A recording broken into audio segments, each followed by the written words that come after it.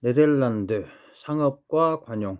네덜란드 공화국의 입법부는 오늘날 독일의 연방상원과 비슷한 형태였다.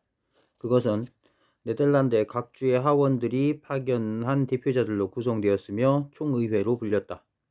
행정부는 지방의 수반들로 구성되었으며 이들은 대부분 귀족 가문 오란의 출신이었다. 오라니에 가문의 이름은 프랑스의 도시명 오랑주에서 유래했다. 따라서 오늘날까지 네덜란드의 국가대표 축구팀 유니폼은 오렌지색이다. 오라니의 윌리엄 3세가 1688년 영국의 왕이 되어 카톨릭 아일랜드인들을 격퇴했기 때문에 북부의 신규 아일랜드인들은 지금까지도 오렌지데이를 기념한다. 네덜란드는 30년 전쟁 동안 계속 카톨릭과 종교 전쟁을 했고 1648년에 민스터의 베스터팔렌 조약을 통해 독립을 쟁취했다. 그동안 네덜란드는 해상권을 완전히 장악해 해운업을 독점했고 남아프리카, 동인도, 그리고 서인도의 포르투갈 식민지를 병합했으며 스페인의 실버 함대를 탈취한 상태였다. 전 세계의 무역을 수중으로 끌어들였으며 금융업의 중심지를 안트웨르펜에서 암스테르담으로 옮겼다. 그리고 늘 그렇듯 문화의 비약적 발전이 금융업의 뒤를 이었다. 무역과 더불어 자유의 정신, 학문, 출판 문화, 그리고 관용이 네덜란드로 흘러들어왔다. 유럽 각지에서 핍박받는 자, 학자, 지식인, 그리고 벤처인들이 네덜란드로 망명해왔다. 암스테르담은 아무 방해 없이 신앙생활이 가능한 유대인들의 새로운 예루살렘이 되었다. 그러나 종교전쟁에서 탄생한 세계정신이 두 가지 새로운 문화적 발명품을 뚝딱뚝딱 만들어내어 장차 유럽의 향방을 결정짓게 할 제주 공장은 영국에 있었다. 그 두 가지 발명품은 의회가 통제하는 양당제의 현대적인 정부기관을 갖추고 종교적 관용이 있는 군주정과 과학과 이성이 지배하는 현대적 계몽주의였다. 우리는 이들을 다루기 전에 우선 근대화의 원동력이 된 두 가지, 즉 현대국가의 형성, 그리고 종교개혁의 뒤를 잇는 제3의 원동력을 살펴보아야 한다. 그것은 다름이 아니라 천문학자, 항해선원, 그리고 과학자들의 발견으로 얻어진 하늘, 땅, 자연과 인간의 새로운 상이다. 하늘, 땅, 그리고 사회의 형상.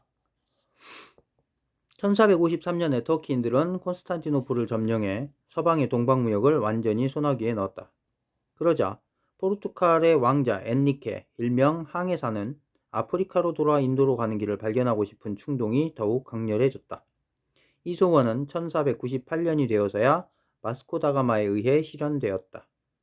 이때부터 해로가 육로보다 운송비가 더 낮았다. 그래서 이탈리아의 무역은 치명타를 입었다. 1492년에 제노바 사람 콜럼버스는 마침내 카스티아의 이사벨 1세에게서 그녀를 위해 아메리카를 발견하러 떠나도 좋다는 허락을 받아냈다. 그러나 그는 본래 중국으로 가려고 했다. 그는 아메리카가 그 중간에 놓여 있다는 사실을 몰랐으며 마지막까지 그것을 서부 인도라고 믿었다. 그래서 카리브 섬들은 오늘날까지도 그렇게 불린다. 서인도 제도라고 불리죠. 1492년 10월 12일에 그의 배들은 산살바도르에 상륙했다. 메디치 가문의 위탁을 받은 스페인의 아메리고 베스푸치는 콜럼버스의 발견 소식을 듣자 걷잡을 수 없는 여행 열기에 사로잡혔고 1497년에 최초로 아메리카 본토에 도착했다. 이 사실에 대한 그의 보고서가 독일 프라이부르크 출신의 우주학자 발트 제밀러 교수의 손에 흘러들어갔고 이 교수는 신대륙을 아메리카로 명명하자고 제안했다. 이 제안은 지도학자 메르카토르가 자신의 새로운 세계 지도에 그 지역을 아메리카라고 기입함으로써 실현되었다. 그래서 이곳의 원주민은 아메리카노가 되었다. 결론적으로 말해 이 신세계는 이탈리아인들에 의해 발견되었고 독일인들에 의해 장명 세례를 받았지만 그 탐사는 스페인인들과 포르투갈인들에 의해 지원되고 관리되었다. 이제 이베리아 반도에서 엄청나게 많은 개척자, 모험가, 선교사, 범죄자, 금광 탐사가, 투기꾼, 그리고 도망자들이 홍수처럼 신세계로 밀려들어갔다. 그리고 이들은 원주민들을 금에 대한 욕심, 독감 바이러스, 범죄와 기독교 신념들로 괴롭혔다. 아메리카 원주민들은 이교도였으므로 기독교인 스페인인들은 그들을 강탈하고 때려 죽이고 착취하고 살인하고 방화해도 정당하다고 여겼다.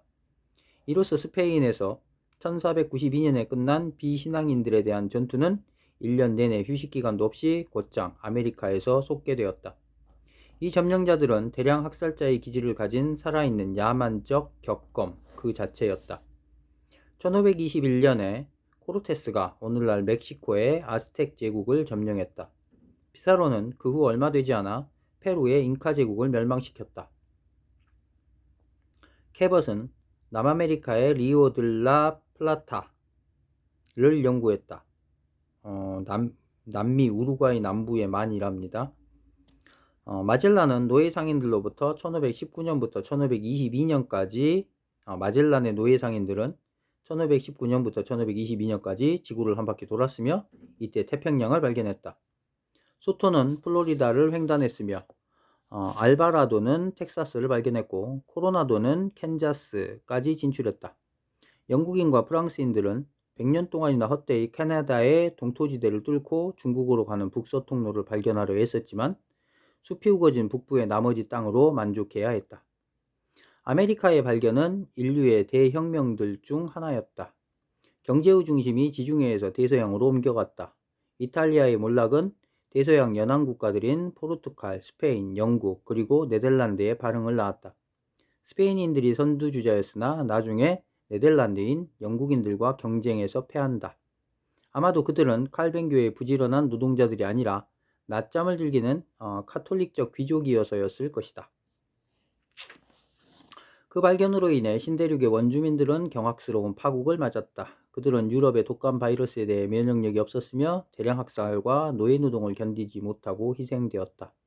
멕시코가 발견된 당시 그곳의 주민 수는 약 1500만 명이었으나 약 100년 후에는 300만 명으로 줄어들었다. 이것이 두 번째 비극을 낳은 원인이 되었다. 사람들은 열대기후와 플랜테이션, 주로 열대 아열대 지역에서 중앙의 지시에 따라 숙련되지 못하거나 반숙련된 노동력으로 농사를 짓는 농장, 플랜테이션이랍니다. 농업노동을 견딜 수 있는 흑인들을 아프리카에서 잡아와 노예로 팔았다. 1545년에는 볼리비아의 포토지 은광이 개발되기 시작했고 이때부터 해마다 은을 잔뜩 실은 선박들이 대서양을 건넜다. 귀금속 탐사는 점점 더 많은 정복자들의 환상에 불을 지폈고 스페인 은 선박들은 영국 해적들의 영양 공급원이 되었다. 장기적으로 이른바 삼각무역이 자리 잡았다. 유럽에서 유리구슬과 잡동사니들이 아프리카로 건너가 노예를 구입하거나 사냥하는 데 필요한 재정으로 쓰였다. 이 노예들이 아메리카의 플랜테이션 농장이나 광산으로 수송되었으며 이들의 판매 대금으로 구입한 은이나 사탕수수와 담배, 옥수수 그리고 목면 따위가 다시금 유럽으로 향했다. 이로써 무역선들은 결코 빈채 운항할 필요가 없었다. 이 삼각무역은 나중에 네덜란드인들과 영국인들의 수중에 들어간다. 귀금속이 끊임없이 홍수처럼 스페인으로 흘러들어갔다. 그러나 이 나라는 자신의 시민 문화를 파괴했고 돈을 비생산적인 제국주의 정책에 흩날려 버렸으며 영국과의 방직공업 경쟁에서 패했다. 돈을 자국 내에 붙들어둘 수 있는 기반 시설들도 당연히 부족했다. 돈은 네덜란드로 흘러들어갔거나 드레이크나 호킨스 같은 영국 해적들의 주머니에 도착했다. 이들은 여왕의 비호하에 스페인을 약탈했으며 애국심에서 여왕에게 이익을 분배했다. 아메리카의 발견과 인도 및 동아시아의 편입과 더불어 단일한 세계 경제 시스템이 생겨났으며 이에 따라 노동이 분화되었다. 중심 지역의 각종 산업이 발달했으며 네덜란드, 영국, 프랑스로부터 시작해서 북이탈리아와 서부 독일로 확산되었답니다. 단일 농업과 플랜테이션 경제 및 인신 소유 제도와 노예 제도가 주변부 동유럽과 식민지에 생겼으며 중심 지역에 임금 노동이 생겨났다. 이와 동시에 군사적 우위 및 무기의 우월성에 바탕한 전 세계의 유럽화가 진행되었다. 식민지 시대가 열린 것이다. 고대 이후 노예제도의 새로운 시대가 시작되었다. 문학에서는 기사소설 대신 모험소설이 등장했다. 성배가 엘도라도로 대체되었고, 돈키호테는 최초의 노예 프라이데이가 등장하는 로빈슨 크루소로 대체되었다. 하늘, 포톨레마이오스의 세계상에서 코페르니쿠스의 세계상으로. 1540년에 비텐베르크의 수학교수 레티쿠스는 토론 출신의 코페르니쿠스의 발견에 관한 최초의 보고서를 세상에 내놓았다. 코페르니쿠스는 크라쿠프와 볼로냐에서 법학과 의학을 공부한 다음 서프로이센의 플라우엔부르크에서 교회법 연구원이 되었다.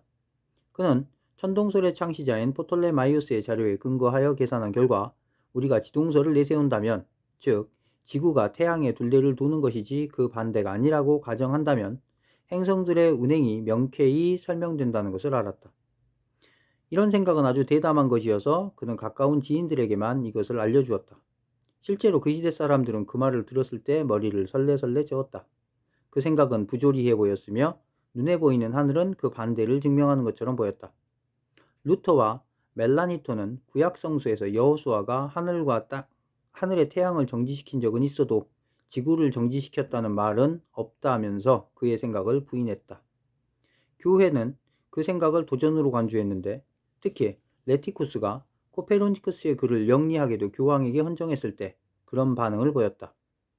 급진적 신플라톤주의자인 브루노가 등장해 자신의 이교도적 범신론을 코페르니쿠스의 과학적 세계관과 연결시키는 사태까지 벌어지자 교회는 그를 공개적으로 화형에 처하지 않을 수 없었다. 코페르니쿠스가 사망한 해인 1543년에 그의 저술의 최종판이 천구의 회전에 관하여 라는 제목으로 출간되었다. 이 책은 모두 6권으로 천체의 회전에 관한 내용이었다. 코페르니쿠스가 옳을 수도 있다고 갈릴레아가 논평하자 교황은 그에게 고문실을 구경시켜 주었다. 그러자 갈릴레이는 자신의 기초들을 다시 검토해 자신이 무엇인가를 간과했으며 실제로 지구는 정지해 있다고 확인했다. 그러나 그는 쇼크에서 벗어났을 때 그래도 지구는 돈다고 중얼거렸다. 이것은 학자들이 가지고 있는 완고함의 초기 모습을 우리에게 보여준다. 포톨레마이오스의 세계상을 코페르니쿠스의 세계상보다 더 시적으로 여겼던 섹스피어가 사망한 1616년에 교황은 천체 운행에 관한 그의 저서를 금서 목록에 포함시켰다. 1757년이 되어서야 그 책은 목록에서 빠졌다. 그 후로 폴란드인들은 코페르니쿠스가 폴란드인이었다고, 독일인들은 그가 독일인이었다고 주장하고 있다. 전에는 그 반대였다. 교회는 코페르니쿠스의 지동설에 끈질기게 반대해왔다. 왜냐하면 그것은 그들에게 익숙한 3층 집의 구조를 붕괴시킬 수 있기 때문이다. 다시 말해 위층에는 하늘이, 지층에는 지구가, 그리고 지하에는 지옥이 있는 그들의 집이 붕괴 위기에 처했기 때문이다. 갑자기 지구가 다른 행성들과 함께 거대한 공간에 떠서 표류하기 시작했다. 이것은 강제 퇴거 명령이었으며 낙원으로부터의 2차 추방과도 같았다. 사람들은 더 이상 중심부에 살고 있지 않았다. 이것은 망명을 의미했다. 인간은 고향이 없어졌다. 인간의 머리 위에 살고 있던 신은? 그는 어디에 있는가? 따라서 코페르니쿠스가 많은 사람들에게 인정받기까지는 오랜 시간이 걸렸다. 16세기 전체가 포톨레마이오스의 세계상에 끈질기게 매달렸다. 우주적인 고향상실감에 밀려들어오자 미신도 생겨났다. 하늘은 불안의 야간 지도처럼 변했다. 과거에 바빌론 달력에 단순히 기억력을 돕기 위해 그려져 있던 별자리표가 이제는 인간에게 영향을 미치는 마법적 별들의 체계로 재해석되었다. 명백한 부조리가 확산되었다. 사람들은 출생시간의 별자리가 인간의 운명을 결정짓는다고 믿었다. 아무 생각 없이 무심한 천체의 별들에게 인간의 체질에 대한 영향력을 부여했다. 토성시간에 태어난 자는 염세론자가 되었다. 점술가가 유행했고 사기꾼, 마술사, 그리고 점성술사가 호황을 누렸다. 코페르니쿠스 시대가 아니라 노스트라다무스, 아그리파, 그리고 파우스트의 시대였다.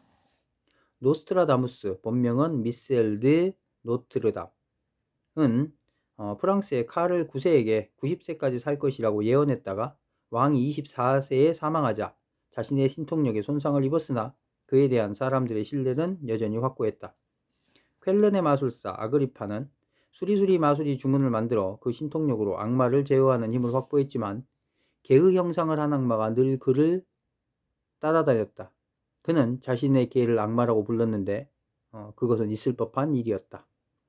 여기에서 악마와 요술사, 게오르크 또는 요한 파우스트와의 계약 전설이 생겨났다. 괴테는 자신의 파우스트를 하인리히로 명명했는데 하인리히 나는 어쩐지 네가 두렵다. 이는 그가 하인리히 아그리파를 염두에 두고 한 말이었다. 프랑스의 철학자 파스칼은 나중에 우주의 무한한 침묵이 나를 두렵게 한다 라고 말하기에 이른다. 사회. 오늘날 사회는 인류 사회와 일치한다. 그것은 역사상 처음 있는 일이다. 중세에는 인간뿐 아니라 천사, 순교자, 성인, 귀신, 죽은 자, 악마들도 사회에 속했으며 난쟁이, 요괴, 괴물, 요정, 그리고 온갖 동물 형상들의 괴물들도 사회의 구성원이었다. 그들은 모든 사람들의 의사소통에 관여했다. 그러나 신교는 과감하게 인원 감축을 했다.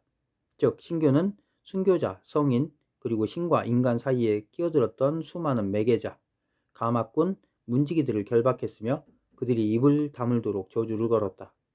정죄화를 없앰으로써 인간 세상과 나란히 존재해온 죽은 자들의 세계를 없앴다.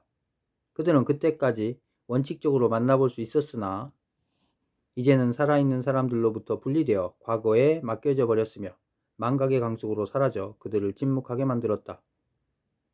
유효한 것이라고는 인간과 신의 대화뿐이었다. 이리하여 세계는 마법에서 풀려났고 사람들은 기록된 글 자체에만 엄청나게 집중하게 되었다. 의미부여의 새로운 원천으로 새로운 매체, 즉 책이 떠오른 것이다. 글. 인쇄된 글은 특유의 마력을 발휘했다. 표준화되어 있고 시각적으로도 항상 동일한 문자의 형태로 나타나는 활자들을 책의 발언 내용을 마치 객관적 진리처럼 보이게 했고 아주 특유한 공인 능력을 부여했다. 사람들은 작가를 보지 못했기 때문에 글의 메시지를 작가와 실제로 대면에서 말을 할 때 가능한 강조와 뒷받침이 글에서는 손실되었지만 글은 더욱 응축된 연관성과 논리적 구성으로 그 손실을 만회할 수 있었다. 글이 있고 나서야 사람들은 글과 말을 비교할 수 있게 되었는데 말에서 글로 넘어가는 과도기에 변하지 않고 남아있는 것은 그 의미뿐이었다. 이로써 정신은 추상화되었다. 정신은 대화 상대로서가 아니라 의미로서 파악되었다. 신교도들은 의미를 중시하게 되었다. 오로지 신과 인간 사이의 대화에만 집중하는 새로운 형식은 그 밖의 모든 대화들을 이교도의 우상숭배로 전락시켰다. 그 형식은 그 후 계속적으로 중세의 다양한 모습을 단일화시킴으로써 망가뜨렸다. 마술사, 죽은 자, 그리고 성인들은 머물 곳이 없어졌다. 그들은 가톨릭 교회의 특별 보호구역 또는 문학동물원에서만 살아남았다. 문학은 세계의 빼앗긴 마력을 인위적으로 보상했다. 다시 말해서 문학은 허구를 통해 다시금 세계에 마술을 걸었다. 믿을 수 없는 존재가 된 요정들은 극장에서 섹스피어의 한여름밤의 꿈으로 부활했다. 따라서 이교도의 향락 분야에서 별 재미를 보지 못했던 칼뱅주의자들은 연극 공연장을 우상숭배의 사원으로 간주해 금지시켰다. 극장은 사람들이 악마의 그림자놀이에 몸을 맡기는 곳에 다름 아니었다. 그러나 그 대량 학살 때 모든 정령들이 멸종되지는 않았다.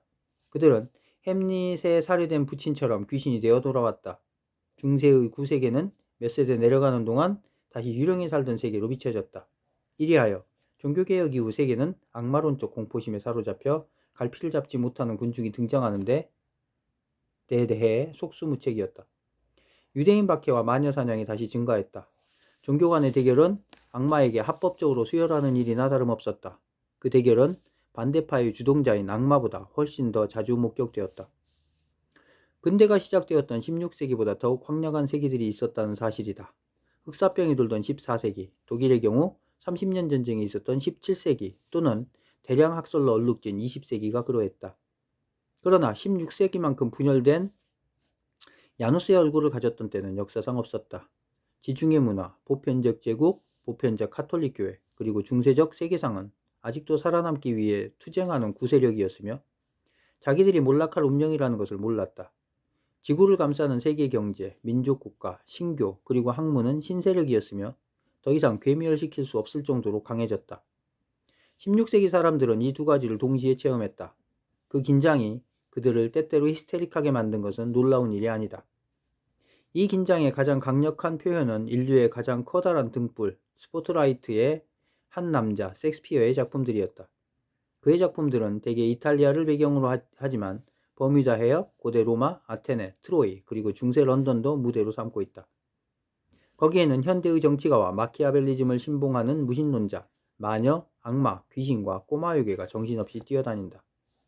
그들은 가장 다정다감한 사랑과 살인자의 잔인성, 믿기 어려운 충성심과 가장 냉혹한 자의성의 예를 보여준다.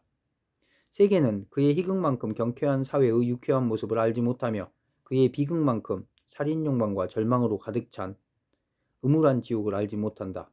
그의 작품들은 이교도적임과 동시에 기독교적이며 신교적이자 카톨릭적이며 개인주의적이자 봉건주의적이며 마키아벨리적이자 윤리적이며 계몽주의적이자 미신적이며 현대적이자 동시에 전통적이다. 물론 그는 아직 포톨레마이오스의 세계관을 가지고 있었지만 코페르니쿠스의 혁명의 원칙을 늘 묘사했다. 즉, 겉모습은 속임수에 불과하며 우리의 가장 커다란 확신마저 순식간에 허망한 환영으로 변할 수 있다는 것을 보여준다. 그의 작품에는 신세계의 탄생이 열어놓은 모든 긴장이 존재한다. 따라서 우리는 그를 읽어야 하는데 입장권을 사들고 직접 연극을 보면 여기에서 그저 읽기만 하는 것이 무엇을 의미하는지 체험할 수 있을 것이다. 17세기 17세기에는 서로 다른 세 가지 형성 과정을 통해 세 나라의 운명이 결정되었다. 독일, 추락. 독일의 30년 전쟁은 치명적인 파국을 초래했다. 그 전쟁은 두 가지의 상치된 원칙 때문에 발생했다. 카톨릭과 신교, 제국 황제의 주권과 지방 영주들의 독립. 이 전쟁으로 영주들은 독립을 획득했다. 이로써 독일 지역의 통일 민족국가의 성립 가능성은 봉쇄되었다. 그 결과 독일 제국은 무기력해지고 소국 분립주의가 생겨났다. 독일에서의 종교들 간의 대립을 장기화시켰다. 각 소국의 영주가 주민 전체의 종교를 결정했다. 바이로이트 후국 사람들의 종교는 신교였고 밤베르크 주교국 사람들의 종교는 카톨릭이었다. 독일의 종교 지도는 알록달록한 켈트 방석과 같았다. 이런 사실은 지금까지도 독일의 지방색에 영향을 미쳤다. 오스트리아, 바이에른과 바덴 등지의 남독일은 카톨릭화되었다. 서부 독일의 팔츠, 라인 지역, 쥐트올브루크도 여전히 어둠 속에 있었다. 그리고 베스트팔렌의 창조 신화는 어떠했는가? 하느님이 가라사대 빛이 있으라 단지 두 곳, 즉 파더보른과 민스터만은 여전히 어두웠다. 반면에 헤센, 니더작센, 튀링겐, 안할트, 작센, 슐레스비히, 홀슈타인, 메클렌부르크 그리고 프로이센은 신교화되었다. 이 종교 지도는 오랫동안 정당들의 지도도 채색했다. 오늘날도 독일인들은 카톨릭 지역에서는 기민련에 투표하고 신교 지역에서는 3인당에 투표하는 편이다. 국가 전체로 볼 때 독일은 1870년, 71년에 통일된 제국을 세울 때까지도 300여 개의 소국으로 파편화되어 있었다. 각각의 파편들은 특유의 지방색을 가지고 있었다.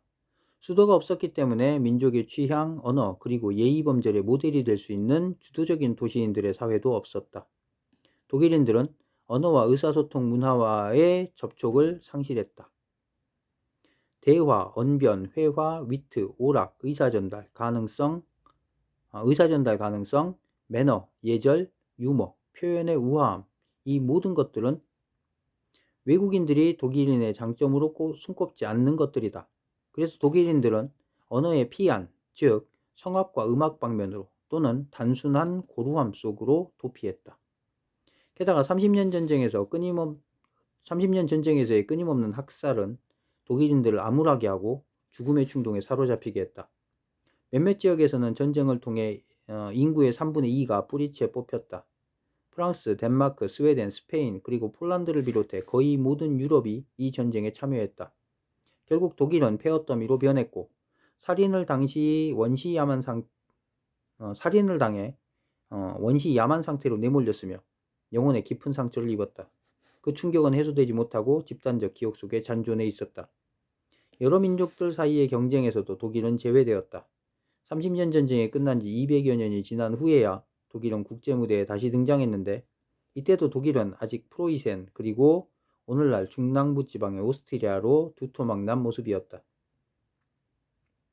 이런 모습은 장차 독일의 근대화가 불운의 역사와 비극의 형태로 발전하게 되는 원인 가운데 하나가 되었다. 민주주의를 최초로 탄생시킬 모체의 역할을 하게 될 민족국가의 형식은 성립하지 못했다. 이에 비해 프랑스와 영국은 독일과 완전히 달랐다. 이 나라들의 발흥은 이제 시작되었다. 물론 그 과정은 완전히 달랐다. 프랑스, 지미국가다. 프랑스에는 절대 권력자인 왕이 다스리는 중앙 집권적 관료국가가 생겨났다. 2명의 추기경과 1명의 왕이 이 발전 과정에 책임이 있었다. 루이 13세의 재위기간은 실제로 라슬류의 추기경에 의해 통치되었다. 이 사람의 모습은 알렉상드르 뒤마의 삼총사에 잘 묘사되어 있다. 루이 14세가 미성년자일 때는 마자랭 추기경이 통치했다. 1661년부터 루이 14세가 직접 통치했다. 그의 통치는 국가의 고유의 문화적 형태, 스타일, 연출, 그리고 연극 무대가 되게 했다. 이것은 곧 베르사유 궁정 문화의 바로크 양식이었다. 이 문화는 늘 변덕스럽고 위험스러운 귀족들을 의식, 음모, 축제, 그리고 상설궁정 연극으로 바쁘게 만들었다. 귀족들을 의식, 음모, 축제, 그리고 상설궁정 연극으로 바쁘게 만들었다. 추종자들이 태양왕이라고 부르던 루이 14세의 궁전은 이제 유럽 전체의 모델이 되었다. 왕은 아무도 제어할 수 없는 절대 권력을 손에 쥐고 있었다. 늘 살인적인 내전의 위협이 상존하던 시기에 신하들은 평화의 대가로 기꺼이 그 값을 치렀다. 이들은 평화를 위해서 완전히 굴종할 자세가 되어 있었다. 왕은 국가의 가시적 현현이었다. 따라서 루이 14세는 짐이 국가다 라고 말했다. 국가의 확장은 체계적으로 추진되었다. 식민지로부터 원료를 수입하고 완제품을 수출하는 체계적인 경제정책. 이 정책은 산업 발달을 촉진했고 중성주의라고 불렸다. 상비군의 창설, 요새의 확장공사, 기반시설의 확충, 전문 지식을 갖춘 장관과 왕의 지방 대표자들을 통한 행정부의 세력 확장, 체계적인 식민지 정책, 루이지애나, 미시시피 서쪽의 뉴올리언스에서 캐나다의 퀘벡에 이르는 전 지역의 획득, 국가의 새로운 종교 예배서인 궁정 문화가 발달했다. 교회 대신에 성들이 건축되었다. 예배를 보는 대신에 궁정 축제가 열렸으며 성찬식과 성사를 대신해 왕이 숭배의 대상으로 등장했다. 이 문화는 바로크의 연극성으로 표현되었다. 바로크 시대는 사람들이 패티코트로 받친 넓은 스커트를 입었고 분을 뿌렸으며 가발을 쓰는 시대였다. 루이 14세의 궁전은 유럽의 모든 궁전의 모델이 되었다. 이로써 유럽의 모든 귀족은 프랑스화되었다. 러시아 짜르의 궁정에서도 귀족들이 프랑스어로 대화했으며 나중에는 프로이센의 프리드리히 대제의 궁정에서도 그랬다. 문화, 연극, 그리고 문학. 나중에 독일 시민계급이 독일 민족과 독일어를 발견했을 때 약 1750년부터 그들은 이 인식을 프랑스화된 독일 귀족을 누르고 관철시켜야 했다. 이 과정에서 독일 민족주의자들은 프랑스에 대해 알레르기 반응을 보였다. 그들은 프랑스인들이 민족의 정체성을 슬쩍 훔쳐갔다고 생각했다. 따라서 독일의 집단의식은 프랑스적인 것으로 믿어지는 것들, 예컨대 우아, 위트, 세련, 귀족주의적 기민함, 그리고 처세술에 반대되는 것으로 양식화되었다. 이 모든 것들은 일시적으로 유행하는 피상적인 것, 퇴폐, 단순한 문명으로 고발되었고 이에 대조되는 독일인들의 심오함, 토착성, 정직, 문화, 진실성이 독일적인 것으로 홍보되었다. 양국 간의 정치적인 갈등이 아니라 바로 이런 독일과 프랑스의 영원한 앙숙관계라는 신화의 뿌리다.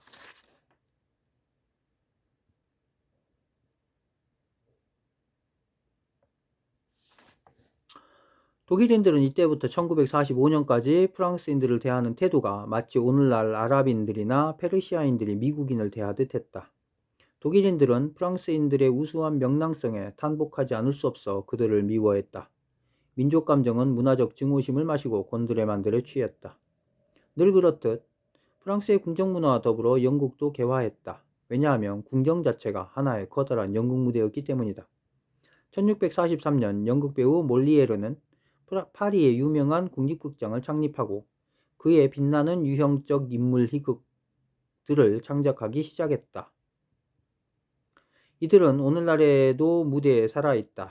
그들은 그의 타르티프는 오늘날 궁지에 몰린 모든 대가들 그리고 위선적인 선량들의 대명사가 된 위선자이며 인간 혐오자는 모든 윤리적 인류의 적의 원형이고 아바르공은 수전노다.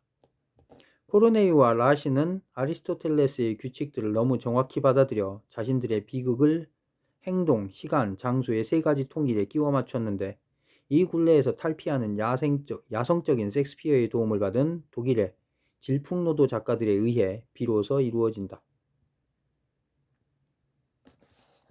그럼에도 프랑스인들은 이 두 사람을 프랑스의 최고의 비극작가로 꼽는다. 라퐁테는 귀뚜라미와 개미, 늑대와 양의 우화를 아주 유려한 운문으로 썼기 때문에 오늘날에도 전 세계의 프랑스어 교재에 등장한다. 그리고 여성들은 사교계를 주도하면서 낭만적인 소설들을 창작하고 독서를 했다. 마담 스키데리, 마담 셰비네가 유명했으며 특히 마담 라파예트는 클레브 공녀라는 최초의 심리소설을 창작했다. 마담 사블레의 살롱에 드나들던 라 로슈푸코는 인간의 본성에 대한 인식을 암울하게 빛나는 격언들로 표현했는데 이 격언들은 오늘날 프랑스의 모든 교양인들이 알고 있다. 위선은 악이 선에게 허리 굽혀 인사하는 것이다. 이보다 더 적절한 표현이 있을까? 또는 진정한 사랑은 귀신의 출몰과도 같다. 모든 사람이 사랑에 대해 말하지만 그 얼굴을 본 사람은 드물다. 또는 도덕적인 여자들은 숨겨진 보물과 같다. 그들이 안전한 곳에 있는 이유는 아무도 그들을 찾아다니지 않았기 때문이다. 루브르 박물관의 주랑과 베르사유 궁전은 오늘날까지 루이 14세 시대의 화려함을 말해주고 있다. 그의 행적 중에서 덜 훌륭했던 일은 낭트 칙령을 폐지하고 위그노 신도들을 추방한 것이었다. 이들은 영국과 프로이센으로 망명하면서 자신들이 이룩한 것과 신교 윤리를 함께 가져갔다.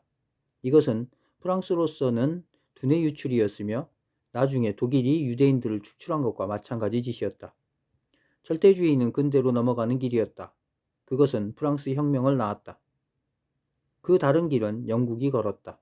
그 길은 의회 민주주의를 가져왔다.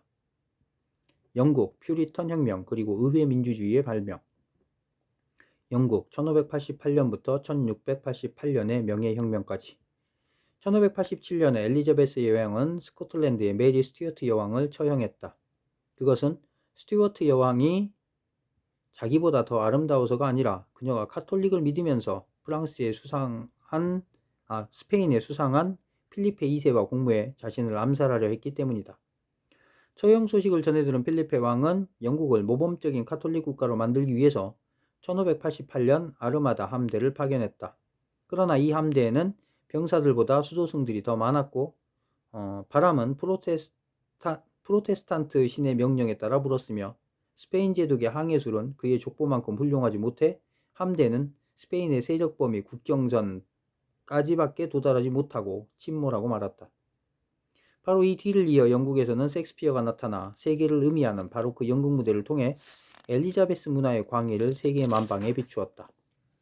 그 문화는 엘리자베스 정부의 말년에 영국의 과거 어느 시대보다 더 밝게 빛났다. 그 문화는 엘리자베스가 1603년에 작고하고 참수당한 메리 스튜어트의 아들 제임스 1세에게 왕위를 승계했을 때에도 계속 빛났다. 신교도였던 제임스는 스코틀랜드를 영국과 통합시키기는 했으나 뛰어난 절대주의자로서의 기질을 갖추지 못하고 있었다. 게다가 그는 자의식이 강해진 의회의 장벽에 부딪혔다. 이 의회는 귀족의 상원과 평민의 하원으로 구성되어 있었다. 하원은 원래 각 지방의 대표기관으로 각 지방의 세금을 중앙정부가 거둬들이는 데 기여했다. 하원은 16세기 내내 차렷자세로 왕에게 충성을 했기 때문에 왕들은 그들을 제거하지 않고 오히려 자신들의 교회 정책을 관철시키는 데 활용했다. 종교개혁의 실시, 성공의 교회의 창립, 수도원 재산의 몰수, 그리고 이것을 신진 충성파 귀족에게 판매하기. 그러나 이제 의회는 법률가들로 가득 차 있었고 고분고분했던 토론클럽에서 자의식적인 법인체로 발전했으며 고유의 사업, 약관, 위원회와 소위원회들 그리고 세금 동의권과 법률 제출권을 가지고 있었다. 그리고 의회는 훨씬 고집이 세졌는데 여기에는 또 다른 이유가 있었다. 영국의 대도시들, 그 중에서도 특히 런던에서는 제네바의 칼뱅의 가르침이 점차 세력을 확장하고 있었다. 칼뱅의 가르침은 영국 성공회의 카톨릭적 의식이 마음에 들지 않았던 근본주의적 신교도들을 확보했다. 이들은 예배를 설교에만 집중시키고 교황이 만든 부수적인 일들을 모두 정화하고 싶어 했다. 이 정화 의도 때문에 사람들은 이들을 퓨리턴이라고 불렀다. 퓨리턴은 정화, 청정이라는 뜻이다. 마침내 이들은 성공회 자체를 주교와 고위 성직자들의 위계질서 때문에 의문시하고 자유교회를 창립하는 데까지 이르렀다. 따라서 사람들은 이들을 조합교회주의자, 분리주의자, 독립가 또는 이탈자라고 불렀다. 이들은 신교를 믿는 근본주의적 민주주의자였으며 점차 칼뱅의 신학도 받아들였다. 무엇보다도 그의 교리가 말하는 예정된 선민이 받을 은총을 믿었으며 스스로를 선민이라고 여겼다. 그들은 이미 스코틀랜드에서 승리를 거둔 바 있고 자의식이 강한 장로교회를 세웠다. 찰스 1세가 1625년 부친의 뒤를 이어 영국과 스코틀랜드의 왕위를 계승했을 때 영국 의회는 신교의 퓨리턴들로 가득 차 있었다. 이들은 우선 세금의 인준을 거부했다. 의회는 수차례에 걸친 의회 해산과 소집을 거치면서 마침내 인준을 해주었지만 이 인준을 의회 권력의 핵심적 기능을 왕이 공식적으로 승인한다는 원칙에 연결시켰다. 이 원칙은 의회의 동의 없이는 과세가 불가능하다였다. 나중에 이것이 위반되자 이른바 청교도 혁명이 발생했다. 후후 찰스는 의회를 해산했고 두 남자의 도움을 받아 거의 절대주의적인 정권을 수립했다. 총리 스트래트퍼드는 리슐리의 추기경에 흉내를 내어 엄격한 행정부를 구축했다. 대주교 윌리엄 로드는 성공회를 다시 카톨릭 교회에 근접시켰고 카톨릭 교도를 보호하고 퓨리턴 교도들을 박해했다. 그것은 세계사적인 결과를 낳았다.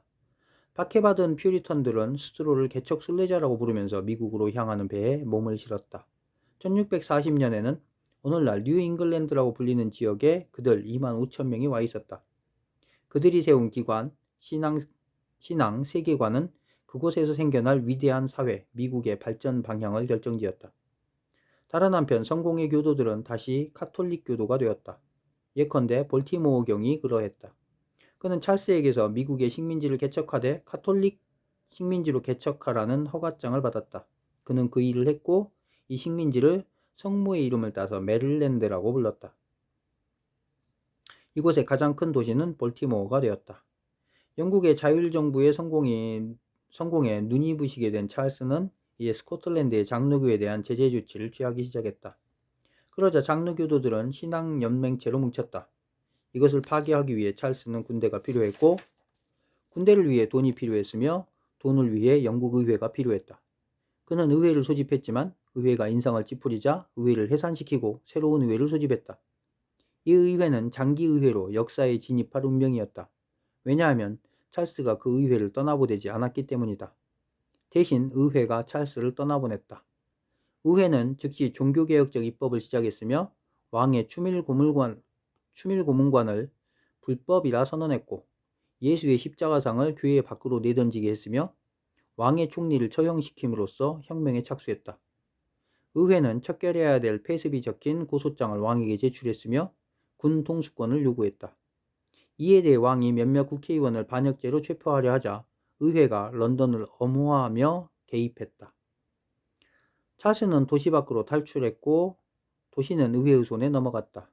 의회는 국민들에게 왕을 거역하라고 촉구했고 복지위원회를 정부 대용으로 조직했으며 군대를 창설하는 일에 착수했다. 1642년 8월에 내전이 시작되었다. 농촌지역과 귀족 세력은 왕당파였으나 신사계급, 젠트리의 일부, 그다음 상인 수공업자와 그 누구보다도 수도 런던이 의회파였다. 또한 해군 함대도 의회를 지지해 왕당파의 해외 지원금을 차단했으며 장로교인 스코틀랜드도 의회에는 원군을 보내와 찰스 1세는 마침내 격파당하고 체포되기에 이르렀다. 군사적 성공은 그 누구보다도 새로운 기마부대를 창설해 무적의 군대를 키운 작은 부동산 소유자인 크롬멜 덕분이었다. 그가 키운 군대는 신앙심이 강한 퓨리턴으로 구성되었으며 역사적으로 볼 때 보기 드물게 잘 훈련된 종교적 군대였다. 이 군대는 장로교가 장악한 의회보다 더 급진적이었다. 의회가 승승장구하는 혁명가들과 갈등 관계에 있을 때 온건파는 다시 왕당파 진영으로 흘러들어갔다. 이에 대해 크롬웰은 의회를 향해 돌격해 모든 온건파와 왕당파를 제거했으며 이른바 몸통의회만 남겨두었다. 이 의회는 국민주권의 원칙을 선언했고 스스로 최고주권의 자리를 차지했다. 한 나라에 두 개의 주권이 있을 수 없기에 의회는 왕을 주권, 즉 국민에 반항한다 하여 반역죄로 고발했다. 재판 끝에 법원은 사형을 선고했다. 1649년 1월 30일에 찰스 1세는 단두대에 올라갔고 머리를 블럭에 올려놓았다. 형리는 일격에 그의 머리를 발 앞에 놓았다. 영국은 공화국이었다. 왕이 혁명 프로그램의 결과로 참수된 일은 세계 역사상 초유의 사건이었다. 머리가 툭 떨어지자 군중들은 이 사건이 세계사에 미칠 긴 파장을 예감이라도 하듯이 하며 무거운 신음소리를 냈다고 한다. 이 시나리오는 두 차례에 걸쳐 프랑스와 러시아에서 재현될 운명이었다.